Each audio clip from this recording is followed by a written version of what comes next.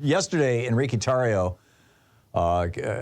Cuban-American, interestingly, to be leading a white supremacist group, the Proud Boys. But anyhow, Enrique Tarrio was sentenced to 22 years in federal prison. And, that's not an inconsequential penalty, which raises the question, if he was sentenced to 22 years because he was the leader of the leaders, basically, what they have proven in court, and there's been actually not particularly good coverage of exactly what he was convicted of. And it was that the Proud Boys were at the head of almost every breach at the Capitol. They were acting like a paramilitary group. They were leading the charge on the attacks of police officers, on the attack of the Capitol building itself. These guys were the vanguard. They were the tip of the spear. They knew it. They were proud of it. They wanted it. So he was kind of the capo de capo, right? He was the head of the whole military operation, as it were, on January 6th. And he got 22 years. But he didn't do this just for himself.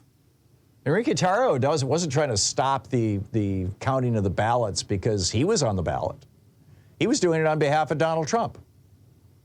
And my guess is that the real work that Jack Smith is doing right now is trying to prove collusion between Donald Trump himself and the Proud Boys.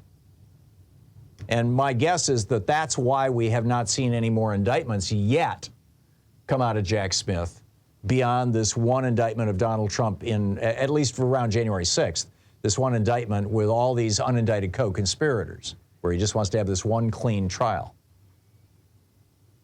And I think it's going to get real interesting, but the question that it raises is, if Tarrio is getting 22 years for doing what Trump told him to do, how much time is Trump going to get? And what kind of conversation has Trump got to be having right now with his lawyers about this? Because, typically you hire a hitman to kill somebody, and they kill somebody, and they get, 20 years in prison, you're going to get more than the 20 years.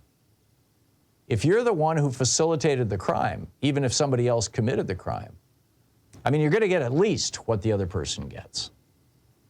And we now have a real precedent. And by the way, the judge who sentenced Tarrio to 22 years in prison is a Republican member of the Federalist Society.